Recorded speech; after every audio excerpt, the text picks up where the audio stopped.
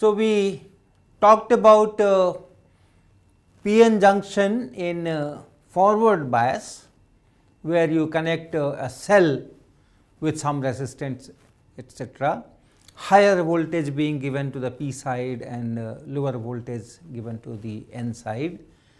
And then we saw that this applied voltage, if you have this PN junction here and you connect a cell here, so that this is at a higher potential, this is at a lower potential, and this applied voltage is VA, that potential barrier is reduced by this VA. And if this applied potential or that reduction in potential barrier is small as compared to the original potential barrier, then the extra majority carriers which can diffuse, that number goes up exponentially, and then we have this equation I equal to I naught e power EV over KT, this is that V applied, and minus 1. This is known as ideal diode equation. Now, before proceeding further, let me just give numerical values of this quantity for different values of applied voltage. This I naught is typically this I naught, which is the diffusion current and same as drift current if there is no biasing, that is typically say few microamperes. So, let us say 10 microampere, and at room temperature at T equal to let us say 300 K, this K into T is 0.026 EV, and if you apply say VA is equal to say 0.1 volt, that means E times VA will be 0.1 EV. So, similarly for different applied volts you will have EV same number, but this voltage will volts will become electron volts, and EV by KT. So, EV by KT for example, in this case EV by KT will be just the 0.1 and then divided by 0.026, and the EV cancels out. So, one can evaluate this number once the applied voltage is chosen, and then you can calculate this whole thing taking I naught say 10 microampere or so. And I have some data for you. If I take V here, applied voltage here, and E this whole thing, let me take this whole thing, I naught e to the power EV by KT and then minus 1. So, at 0 this is 0, this is fine. At VA equal to 0 you have e to the power 0 equal to 1, 1 minus 1 is 0, so that is this. Then if you take 0.05 volt, if you apply this much, then it becomes 58 microamperes. If you take 0.1, then it becomes 458. This is 46. This is not 58. This is 46. This is 46 microampere. This is 458 microampere. And if you take 0.2, applied voltage is 0.2. This is 21.9 milliamperes. And if you take 0.3, this number is 1.025 amperes. And if you take this as 0.7, then you have 4.9 into 10 power 6 ampere. So, this gives you a kind of feel that you cannot apply large voltages. You cannot apply large voltages here. the diode manufacturer will tell how much current it can sustain. If you send more current than that allowed limit, then this whole diode will be destroyed. So, this actual voltage that you apply on the junction should be much smaller than this points. For silicon, this 0.7 is that typically, of course, it will depend on temperature and many things, but little bit on doping perhaps, but typically it is around 0.6, 0.7, and if you apply that much, you have huge impossible current. And that is understandable physically. If 0.7 electron volt is that barrier, energy barrier, and if you apply 0.7 volts, what you are doing? You are reducing that barrier to 0, there is no barrier. Then the entire majority carriers this side, entire majority carrier this side can just flow without any barrier. So, that will be like a short circuit. So, the actual voltage which is applied across the junction is much less than that, and in that limit this equation is usable. Okay. Of course, the diode itself has some resistance to offer. So, whatever you apply here may not go on the junction. This depletion layer has a very small number or negligible, we take it 0, no charge carriers, but in any case that that offers a very large resistance. The other regions outside depletion region where you have lot many charge carriers, that offers less resistance, and in ideal case no resistance in fact. So, all those things are there. So, this is about forward biasing. Okay, there is one more thing that I should tell, that if you have forward biasing, then what happens to the width of the depletion layer?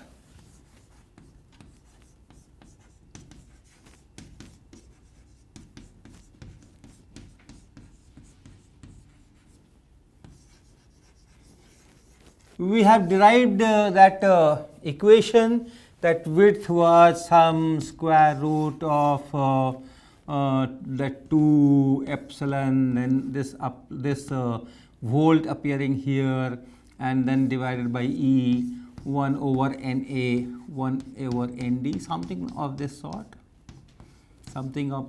We had derived that. So, when you apply this forward bias, this V decreases. Remember what is this V? This was that potential barrier. So, now this V will become, this V becomes V minus VA. The barrier height is decreased. If this is how the bands are, then this is the barrier height, this is the barrier height. This is P side, this is N side, and this is EC and this is EV. And when you apply this forward bias, this EC reduces to some lower value like that, and hence the barrier is decreased. So, this was V, and this is that applied E times, or this is energy. So, better to write E times VA, and now this is the barrier. So, in place of V it becomes V minus VA. So, it is this. So, that means the width of the depletion layer decreases. In forward biasing, the width of the depletion layer decreases, and that has some effect on the current also, because all that thermal generation of electron hole pairs is in the depletion layer. It's other places also, but that is an equilibrium situation. Here, because of the electric field, you have the drift and all those things, so some effect will be there. Now, the next thing is reverse bias. What happens if I connect this circuit, but the polarity is opposite, so that higher potential is put here and lower potential is put here, then what happens? You can You can very easily guess what will happen. So let me first remove some of this.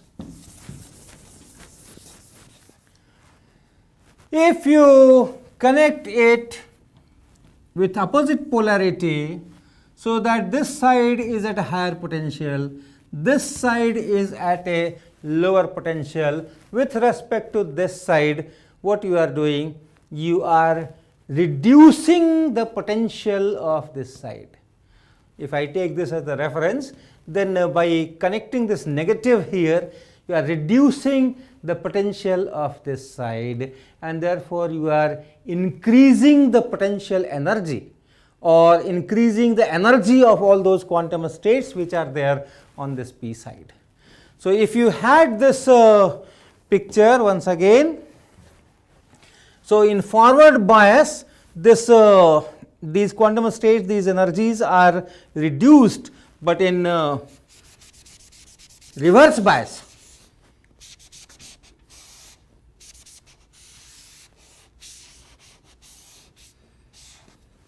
in this reverse bias, all these energies will go up. So now your EC will be like this. I am writing with reference to this n side, so that is why I am only changing this part like this. So it has shifted up. Okay. So when in originally you had these quantum states, and you understand only few at this large energies, there are only few electrons left, all right, because of the Fermi distribution function and density of states. If you are far away from the Fermi energy, this number is very, very small, and only that part was able to diffuse, only small part was able to diffuse. And if you reverse bias, if you increase the barrier, then this diffusion will be further stopped, because now this will not go. Originally when your EC was here, this could have gone, but now that EC is here, this will not go. So the diffusion will decrease, and drastically, because as you go up, the population here, the availability of electrons here falls drastically. So diffusion current will decrease drastically in this reverse bias. Already when there was no bias, VA was 0, then I diffusion equal to I drift, and that is of the order of few microamperes. Okay, so already that diffusion current was small, and then you increase the barrier and it goes exponentially further down. So very quickly this diffusion current will decrease.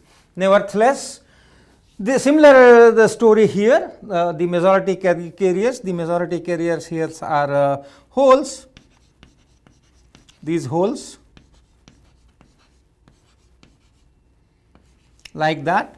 As you go away from this point, you have smaller and smaller population, and you have lifted everything up, and anything above this line is not allowed to go here. Your valence band states are here. So anything above this is not allowed to go here, and then you are lifting it up. So that diffusion of holes also decreases naturally. Minority carriers. Now look at the minority carriers, what happens? Where are the minority carriers? In n side, the minority carriers are holes. So these are the minority carriers. And similarly here in p side, the minority carriers are electrons. So here are those electrons. And you can see that minority carriers can easily go. Even in reverse bias, even if this EC has gone up here, no problem for these electrons, they can always go to this n side. And similarly for these holes, even if this EV has gone up, no problem for these holes, they will just go. Hence in reverse bias, the drift is not affected, by this increase in barrier. So, you will have the drift current essentially same. Why essentially? Once again look at this equation. For reverse bias, this will become V plus VA. Okay, you have increased that barrier, and therefore this width will be slightly increased, and therefore in more region, in a bigger region, slightly bigger region, you have those thermal generation of EH pairs. And if more EH pairs are generated in depletion layer, then the drift current will be slightly more. But that is insignificant, and for all practical purposes you can take that in reverse bias. This I drift is almost the same, almost does not change. But the diffusion current goes down. Already it was this, but it goes down, and therefore this net current, which is now I drift and minus I diffusion, and this will be in opposite direction, in the direction of that drift. So, your current is in this direction. So, that is the expected direction from the cell also, N to P. This is your direction of I drift.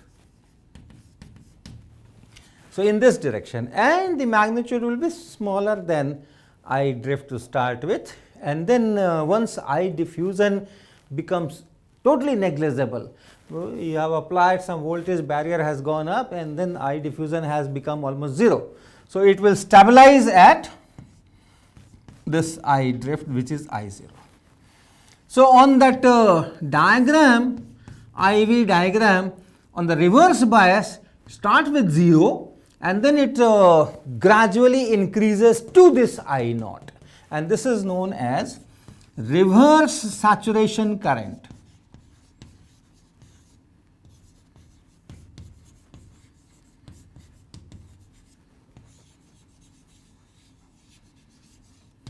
Okay.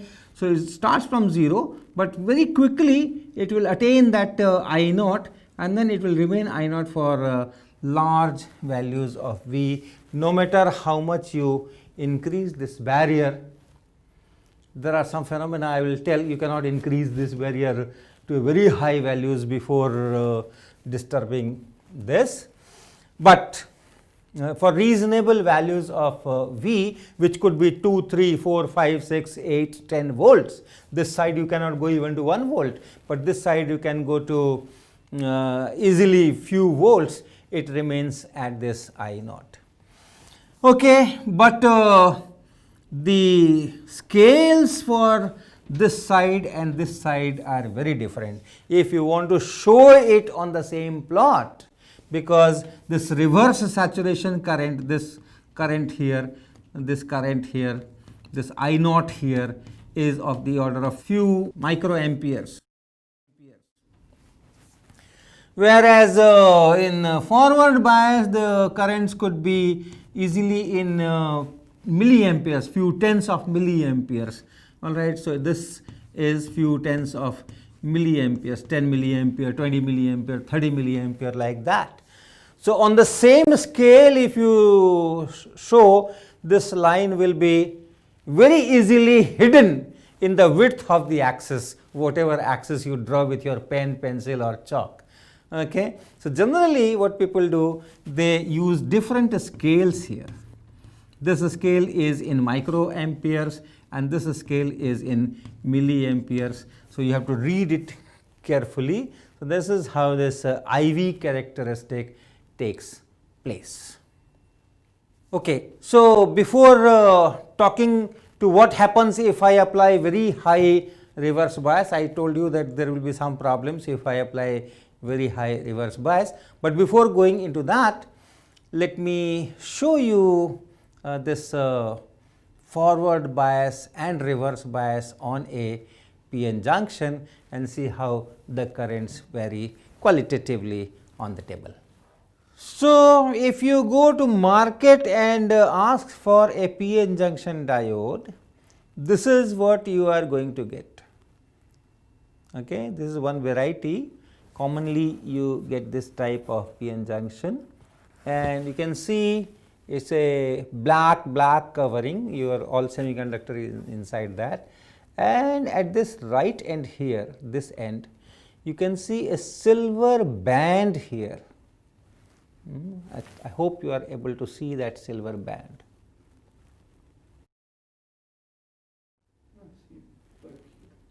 This band here, and that is to tell that this is the n type side of this p-n junction.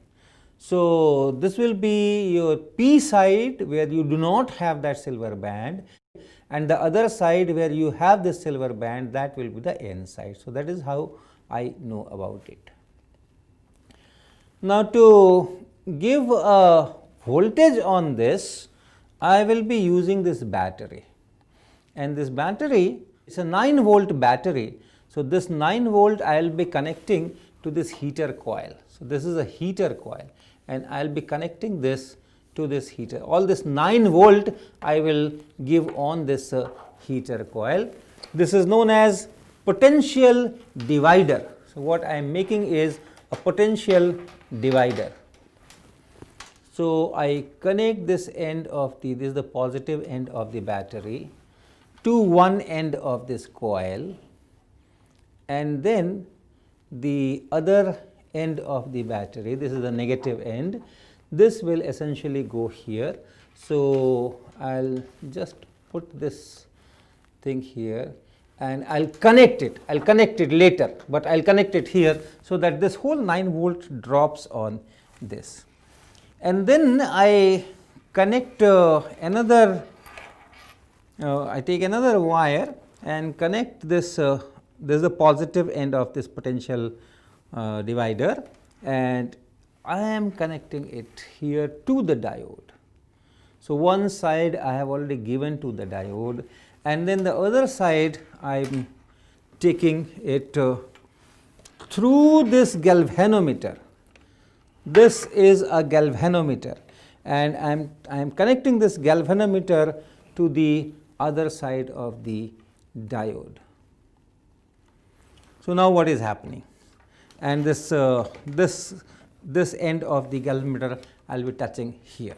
So, if I connect this battery negative to this point, this is 9 volt here, and then if I touch it here, what is the circuit on the diode? This is now my potential source. I can make it 0.1 volt or 0.2 volt just by sliding. So, suppose this is that potential source here, and then from the positive side I am connecting it to the p side of this diode. This is the p side without silver band.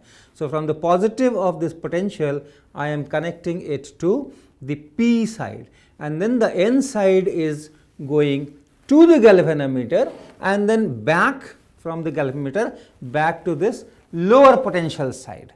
So, this is a forward bias situation, okay, and the potential that I am giving to this diode, of course, the resistances etc. are there, will be just this much, whatever potential is on this. So, let us start the experiment. So, first I connect this cell here. So, now there is a potential drop of 9 volt or whatever is the battery voltage here, and then I can use this much of potential difference to see what happens to this. That you focus on the galvanometer.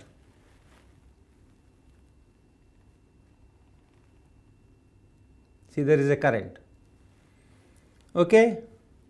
See, there is a current. As I increase this, you have a current.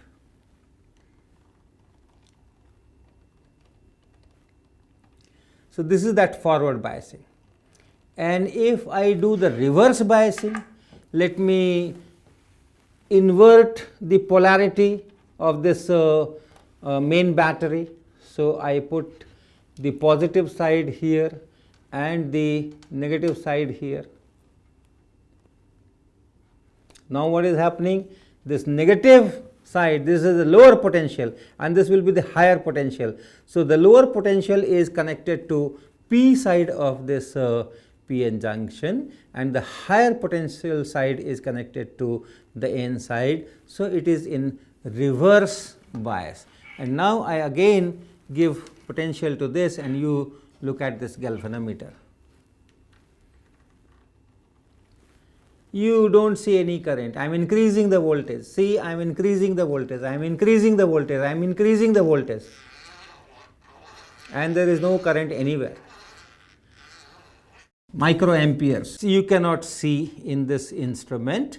There is a reverse current, but that is in microamperes, that you cannot see from here. So, whatever voltage you apply, you do not have a current in the reverse bias, whereas in forward bias you saw that if you apply some sufficient voltage, then you have this current. So, the diode offers low resistance in forward bias, and diode offers very high resistance in reverse bias. So, now let me talk of what happens if I have very large reverse bias voltage. Large reverse bias voltage also means wide depletion layer, this equation. Okay. If you apply a large reverse bias voltage, you are increasing the barrier, and therefore, you are widening the depletion layer. So, the electrons or the holes which are drifting because of the electric field, a whole electron pair is generated in this depletion layer, and that electron is, this is the drift, this is the direction of electric field, and therefore, the electrons will go in this direction and holes will go in opposite direction. So, if this electron is going in this electric field, it is gaining energy.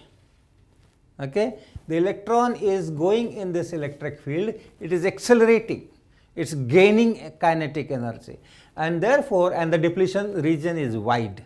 Therefore, it has sufficient time also. So, it can gain so much of energy in this depletion region because of the effect of this electric field, that it can knock off an electron from the bond, and this electron can produce a new electron hole pair. Okay. So, the electron which is drifting in this direction, they can create, these electrons can create, these charge carriers can create new whole electron pairs, and when this electron is accelerated, it can produce yet another whole electron pair here, and this can produce another electron hole pair here. And of course, the electrons are all accelerated towards right in this figure, and holes are all accelerated towards left in this figure. So, if that happens, it is called avalanche.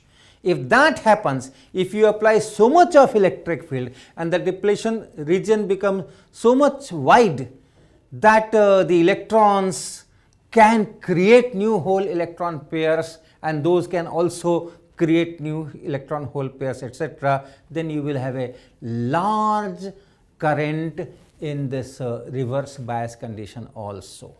Okay. You will have electrons are going this direction, so the current is going in this direction. You will have a large I drift. This is known as breakdown. This is one mechanism. There are other mechanisms also, but the fact is that if you have reached that breakdown, then it can suddenly, the current can suddenly increase many fold. So, this will be the complete IV characteristic.